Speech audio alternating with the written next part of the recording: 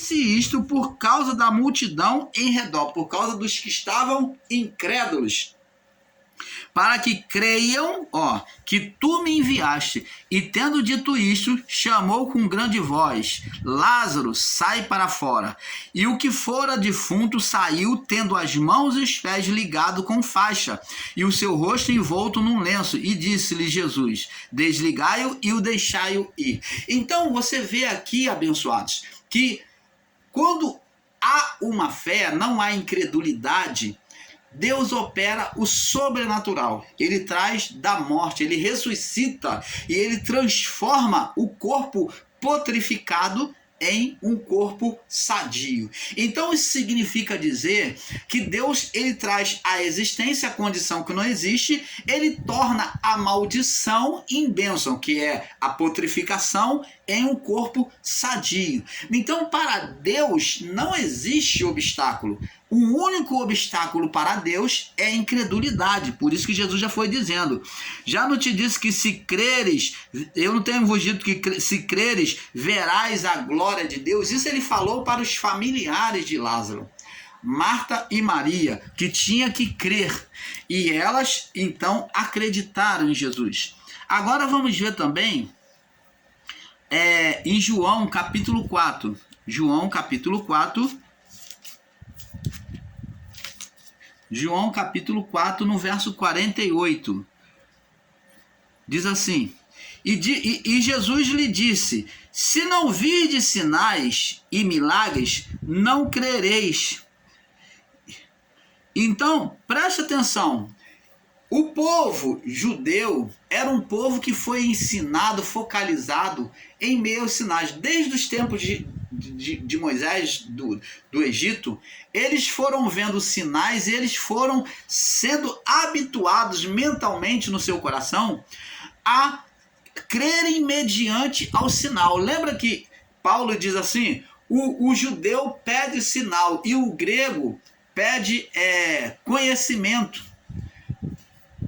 Né? O grego pede, o judeu pede um sinal e o grego pede um conhecimento. Então, existia o povo grego que queria ver-se provado na palavra. Então, era um povo que eles iam pela palavra, estava escrito, ele queria ter conhecimento. O povo grego era dedicado ao conhecimento da palavra. E o judeu, ele pedia sinal. Mas Cristo veio estar no meio dos dois. Cristo veio ser o quê? A mediana entre os dois, nem tendendo para o sinal, ao extremismo do sinal, e nem para a letra. Cristo veio estar no meio dos dois. Cristo se manifestou na loucura da pregação, como disse Paulo. Loucura da pregação é que não tendia nem para o sinal, para a fé judaica, que precisava ver para crer, e nem porque estava só na letra, que eles tinham, buscava eloquência de conhecimento. Não, Jesus não veio desta forma. Ele veio numa forma intermediária entre os dois pontos de fé, de sinal e de conhecimento. Então ele veio trazer essas duas coisas. O que? A pregação, a loucura da pregação, que une um pouco de cada, que ela tem um pouco de cada, e vem trazer isto para nós, que é a loucura da pregação, que não tende nem para o sinal e nem para o conhecimento. Você está entendendo, abençoados? Então, viver o evangelho é viver sobre o equilíbrio. Você não pode querer espiritualizar tudo, e você não pode ser também literal e considerar toda a letra verdade. Você tem que buscar o espírito da palavra e ter uma fé, o quê? Com moderação. Uma fé que você tem que saber quando aplicar essa fé, respeitando a vontade do Criador, buscando saber a vontade dele. Jesus, ele falou uma certa feita, está escrito aqui no livro de, vamos lá, primeiro ponto que eu falei para você, que é a incredulidade, que impede a mão de Deus, né? Que impede a mão de Deus, né? Que nós vimos aqui. Os discípulos, diante da disputa da exaltação dos egos, não puderam expulsar os demônios por causa também da exaltação. Então, o outro ponto que impede o agir de Deus na vida do homem é a exaltação. Então, primeiro é a incredulidade. A pessoa não crer. Ela não dá lugar, não crê nas palavras de Deus, não crê no agir de Deus.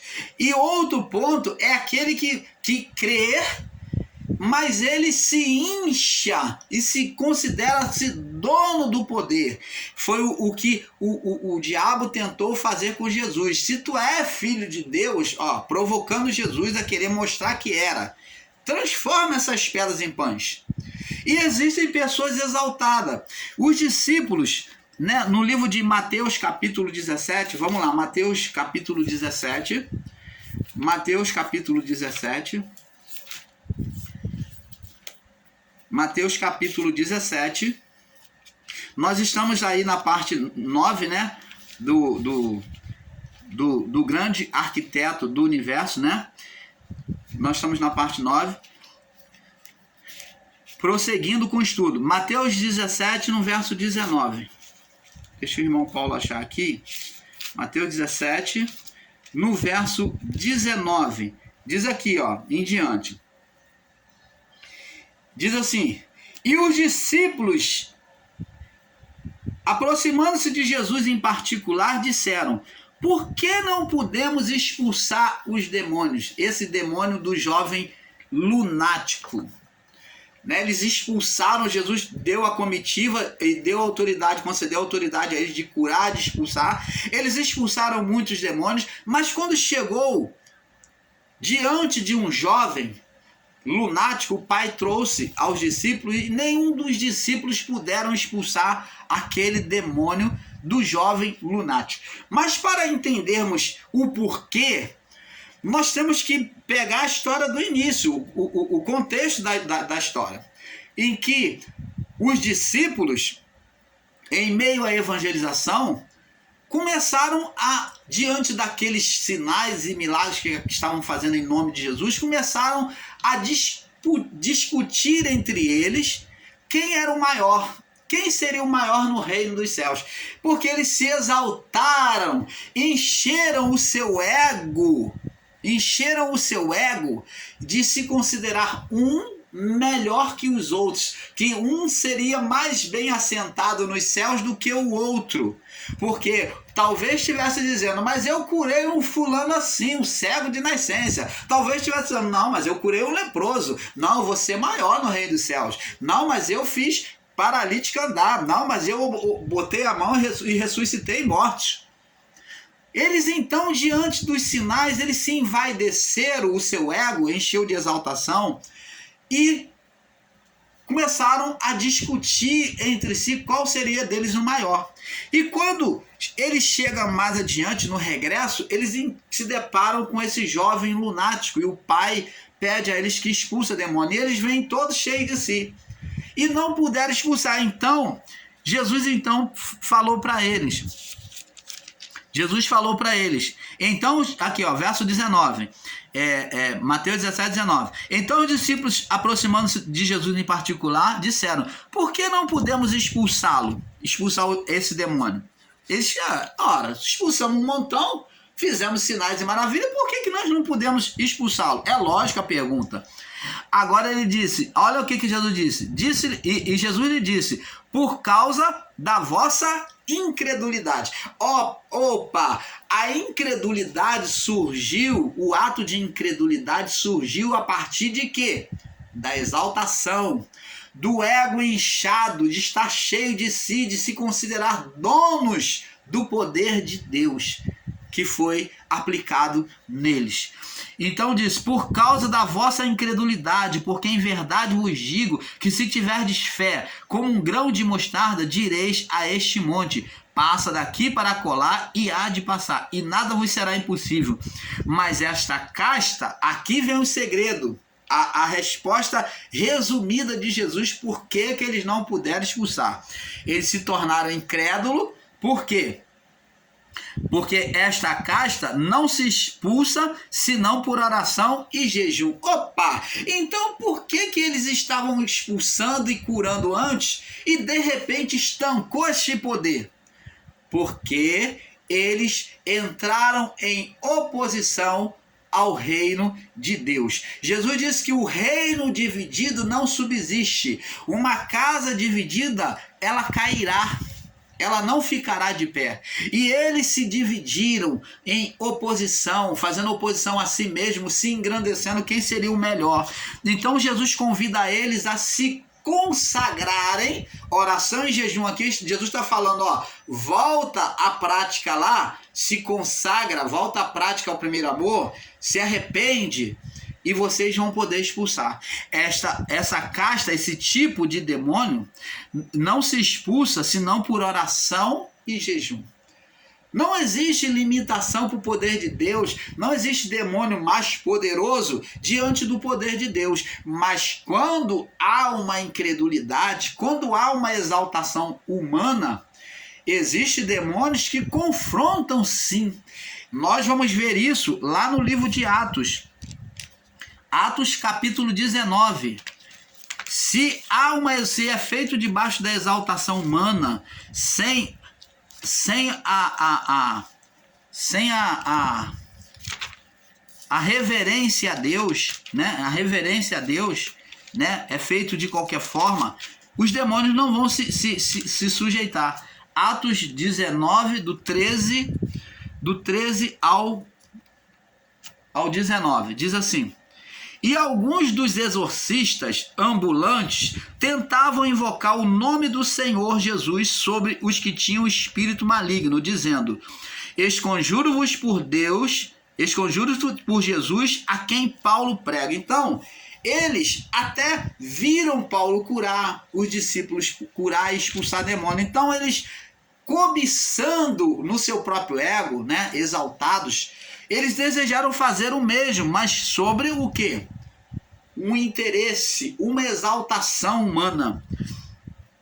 Então eles usaram o nome de Paulo, né? Eles falaram assim: esconjuro-vos, eu expulso por Jesus a quem Paulo prega. Eles nem tinham intimidade com Jesus e muito menos uma posição espiritual para poder fazer isso. E os que faziam isto eram filhos de Cefa, judeu principal dos sacerdotes. Respondendo, porém, os espíritos malignos, disse: conheço a Jesus. Identidade espiritual. Jesus tinha identidade espiritual. No mundo espiritual tinha. Então aqui está um reconhecimento dos demônios em relação à autoridade de Jesus. Conheço a Jesus e bem sei quem é Paulo. Paulo também tinha uma identidade espiritual por meio de Cristo. Mas vós, quem sois? Eles não tinham identidade espiritual. Você está entendendo, abençoados? E saltando neles o homem que tinha um espírito maligno, assenhorando-se deles, pôde mais do que eles, porque é uma força sobrenatural, né? De tal maneira que nus e feridos fugiram daquela cidade. Você está vendo, abençoados? Sem uma identidade espiritual, eles não poderiam fazer isso, porque eles estavam fazendo pelo seu próprio ego, pela sua própria exaltação, e não para a glória de Deus, né? Querendo imitar Paulo. Então, nós vemos aí. Vamos ver também, agora, no livro de Hebreus, vamos no livro de Hebreus capítulo 19, nós já lemos, né? 3,19, né? 3,19, né? Que a incredulidade, né? Mateus capítulo 14,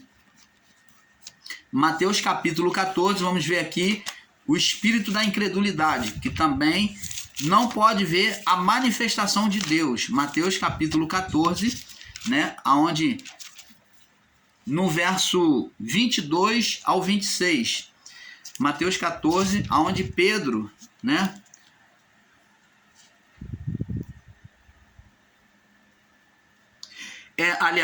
Mateus 14, do 22 ao 23, 6, diz aqui: e logo ordenou Jesus que os discípulos entrassem no barco e foram adiante para o outro lado, enquanto despedia a multidão. Isso daqui aconteceu após a multiplicação de pães e peixes. A multiplicação de pães e peixes, quero ressaltar aqui para ter um entendimento sobre os fatos histórico-bíblicos, que quando Jesus fez aquela multiplicação de peixe, abriu uma fé sobrenatural nos discípulos, mostrando o companheirismo, o cuidado de Deus para com o seu povo. Ele fez o mesmo que Deus fez no deserto. Jesus repetiu os sinais que Deus fez no deserto, cuidando do seu povo, onde mandou cordonizes e maná dos céus. Então agora Jesus vem multiplicar pães e peixes. Então isso fez eles lembrar do cuidado de Deus. Então abriu uma fé sobrenatural no coração deles. Mas após isso, ordenou Jesus, verso 22, que os discípulos entrassem no barco e fossem diante dele para o outro lado, enquanto despedia a multidão. E despedida a multidão, depois que Jesus despediu aquela multidão da multiplicação ali, o povo, né? Os discípulos ele mandou atravessar do outro lado e a multidão estava ali, ele despediu, mandou cada um para sua casa, já estavam alimentados, né? Então, diz aqui, subiu para o monte a orar, um monte ali à parte, né? À parte. E chegando já à tarde, estava ali só. Então chegou na praia, já não tinha mais barco, né? E o barco já estava no meio do mar, verso 24, açoitado pelas ondas, e o vento era contrário. Então Jesus percebeu o vento, aquele vento forte, um vento contrário, o barco já estava no meio do mar. Mas na quarta vigília da noite, dirigiu-se Jesus para eles andando por cima do mar. Então agora Jesus, não tendo barco na praia, ele vai não se exaltar, ele não age de forma exaltada, querendo se aparecer, ele não falou, eu vou lá mostrar para eles, não. Ele andou sobre as águas pela necessidade de estar com os seus discípulos, de não deixarem eles sozinhos, sabendo que estava acontecendo um vendaval no meio do mar, uma grande tempestade no meio do mar. Então, para proteger, mostrando o cuidado de Deus para com os seus, que Deus não abandona em meio à tempestade, Jesus andou sobre as águas. E andando ele sobre as águas, né? Na quarta vigília da noite, dirigiu-se Jesus para eles, andando por cima do mar. E os discípulos, vendo andando sobre o mar, assustaram-se, dizendo, é um fantasma, e gritaram com medo. Jesus, porém, lhe falou logo, dizendo, olha, tende ânimo, tenha fé, não fica assustado não, sou eu, não temais. Eles olharam Jesus como um demônio, como um fantasma e demônio para ele, a aparição era demônio. Então Jesus falou, não, calma, sou eu, não temais, tenha ânimo. E disse-lhe Pedro, e respondendo Pedro disse-lhe, verso 28, Senhor, se és tu, manda-me ir ter contigo por cima das águas. Então a fé de Pedro era aquela fé assim, ó, cheia de gás, espontânea. Vinha aqui, de repente Pedro tinha uma fé, então soltou a fé em Pedro. Então ele falou, se é tu, depois de ter visto a multiplicação, Pedro e os discípulos estavam com fé. Manda-me ir ter contigo por cima das águas. Então a fé voltou para Pedro, que estava com medo. Agora voltou, ele lembrou dos feitos do Senhor. E ele disse, verso 29, ele lhe disse, vem Pedro. E descendo do barco, andou sobre as águas para ir ter com Jesus. Mas sentindo o vento forte, teve medo e começando a ir ao fundo, clamou, Senhor, salva-me. E logo Jesus, estendendo a mão, segurou-o e disse, homem, ele falou que Pedro não tinha fé? Não, ele está mostrando que Pedro tinha fé.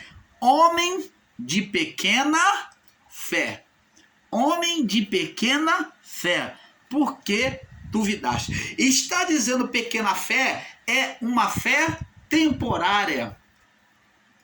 Uma fé que não é duradoura, que logo se apaga. diante das circunstâncias. Então Pedro, ao mesmo tempo que demonstrou fé, diante do forte vento, né, que lhe era contrário, ele reparou a força do vento e olhou para baixo. E a fé dele foi roubada. Por isso ele foi chamado de homem de pequena fé. Porque retrocedeu? Como diz a palavra, o meu justo viverá, ele vai alcançar vida por meio da fé. Mas se retroceder, se ele voltar atrás, a minha alma não terá prazer nele. Então, diante de uma incredulidade, o poder de Deus, ele não pode se manifestar na vida de quem quer que seja. Você está entendendo? Então, se ele retroceder, a minha alma não terá prazer nele. Então, não houve uma fé em Pedro. Por isso que Jesus reprovou a fé dele. Como também Jesus reprovou a fé depois de novo dos discípulos quando ele estava dormindo no barco, que ele chama de geração incrédula e perversa, até quando estarei convosco? Então eles não diante de todos os sinais que tinham visto, eles ainda permaneciam muitas das vezes incrédulos. Nós vamos ver agora, abençoado, que em Hebreus capítulo 11, Paulo nos apresenta a forma correta de se aproximar de Deus. Paulo, confirmando essa palavra de Jesus, ele diz aqui, Hebreus 11, verso 6, Paulo diz assim: ora, sem fé é impossível agradar-lhe. Sem fé é impossível agradar-lhe. O meu justo viverá pela fé, mas se ele voltar atrás, se ele retroceder na fé, a minha alma não terá prazer nele. E Paulo vem dizer: ora, sem fé é impossível agradar-lhe. É necessário que aquele que se aproxima do Criador, de Deus, creia que ele exista, na sua existência, e que é galardoador dos que o buscam. Se você ora e Deus não se manifesta por meio da sua oração, não é porque Deus não existe, é porque você está sendo incrédulo. É porque você está sendo incrédulo. Você ateísta aí que fala contra Deus, é porque você é incrédulo, e você na sua incredulidade, é claro que Deus não vai se manifestar a você. Você pode provar a Deus, fazer algum pedido, Deus não vai, porque ele conhece os corações e ele está vendo a incredulidade no seu coração. Você está como aqueles que provocaram a Deus no deserto, que morreram lá no deserto e não viram, não provaram a Canaã. Você vai ficar estagnado aí, nunca vai ver o poder de Deus. Vai morrer e não vai ver o poder de Deus, não vai conhecer a manifestação espiritual de Deus. Então, nós vemos também no livro de Mateus 21. Vamos lá em Mateus 21. São várias referências. O irmão Paulo não está aqui para ficar trazendo abobrinha para você, não. Nós fazemos o estudo com amor sobre a palavra. Mateus 21, 22. Diz aqui: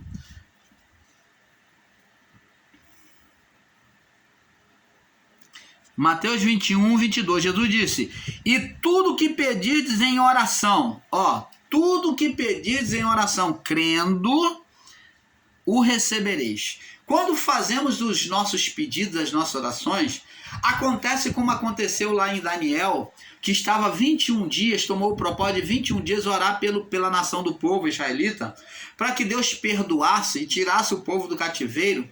Então, o anjo apareceu, né? Miguel e os seus anjos vieram e disseram: Daniel, homem muito amado, desde o primeiro dia em que tu aplicou no seu coração, tu desejou no seu coração em orar, jejuar por este povo, as tuas orações têm sido ouvidas. Então essa palavra aqui de Jesus é fiel e verdadeira. Tudo que pedires crendo em oração, tudo que em oração pedir em oração crendo, o recebereis. Diante de Deus, quando pedimos, já está aceito. Já está cumprido. Agora, o que vai fazer a manifestação do sinal, do milagre, né?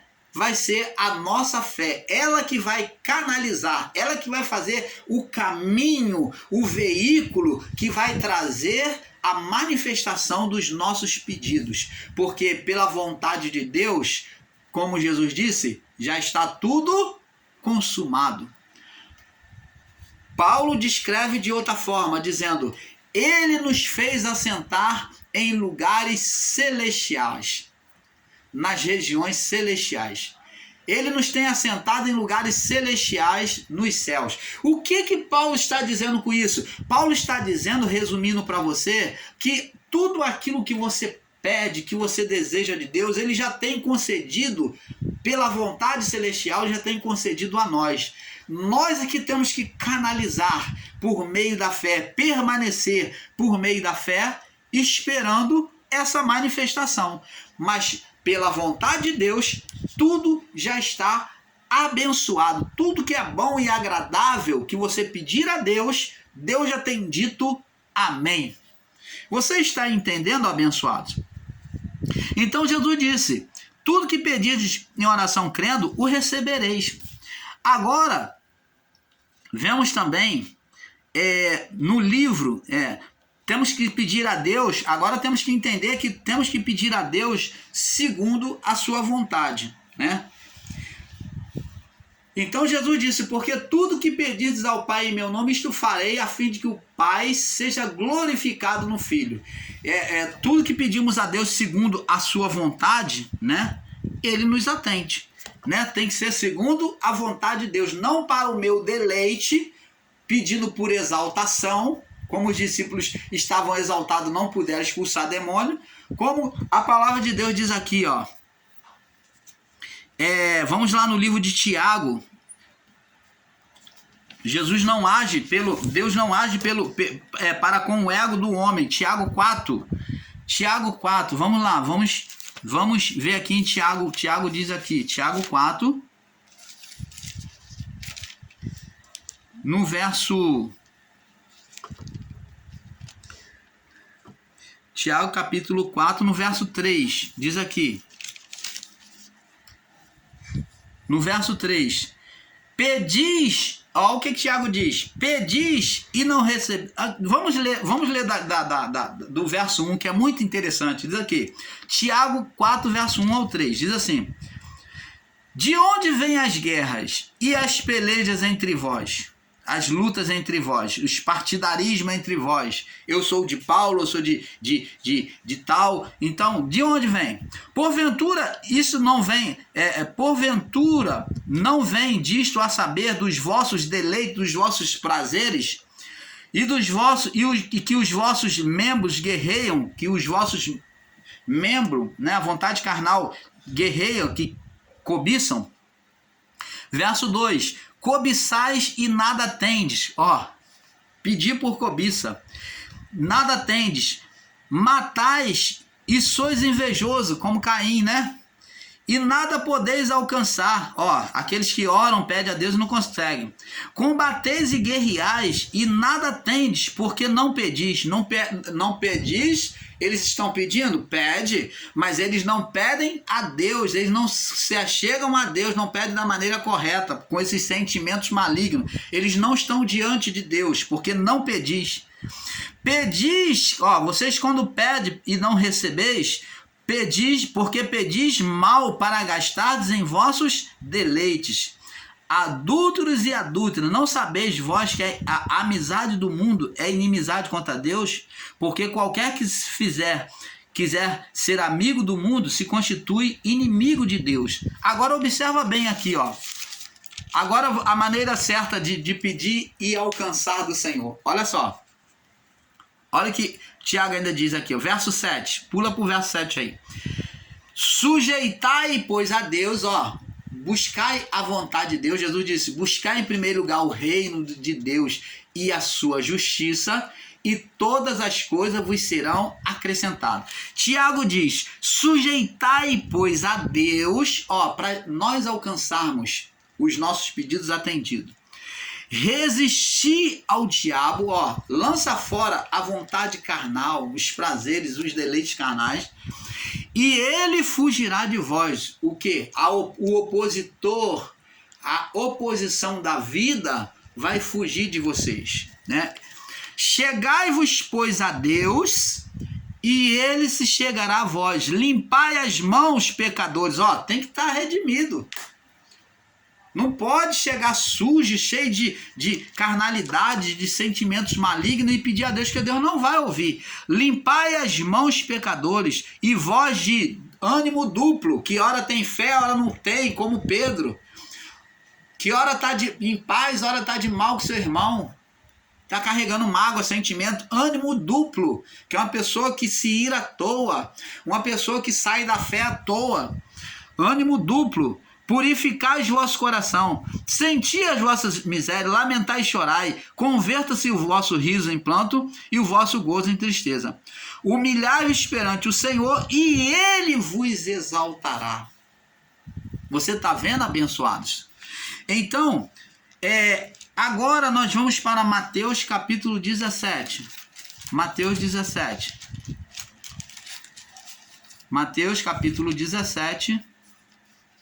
Nós vamos saltar aí para a parte 10, tá? E nós vamos estar fechando esse estudo. Mateus 17. Vamos estar fechando nessa parte aí. No verso 19, né? O grande arquiteto do universo. Vamos pular aí para outra parte. Daqui a pouco vai saltar para a parte 10, né? Vamos estar fechando. Mateus 17, verso 19. Diz assim: e os discípulos, aproximando-se em particular, disseram: por que não podemos nós expulsá-lo? Expulsar quem? Os demônios daquele jovem lunático. Por causa do ego, da exaltação, da prepotência que eles criaram de querer ser um melhor que o outro.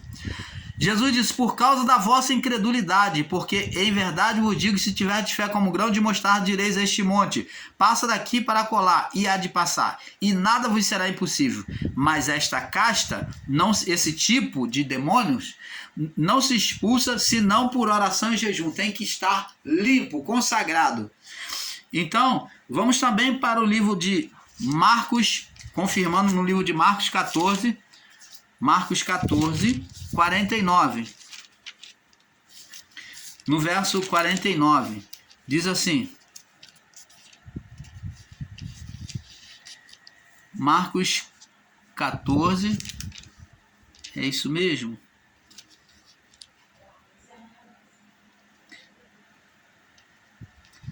Não, aqui o irmão Paulo marcou a referência errada. Você desconsidera aí, tá? Desconsidera aí esse Marcos 14, 19. Atos capítulo 3, Atos 3, no livro de Atos 3, para nós fecharmos esse entendimento. Atos 3, no verso 6. Atos 3, 6. 3, 6, diz assim: Pedro disse ao coxo: não tenho prata nem ouro, mas o que eu tenho, isso te dou. Ora, Pedro e João não se apoiaram em si mesmo, no seu próprio ego. Ele está mostrando que não está apoiado na estrutura humana, na capacidade humana.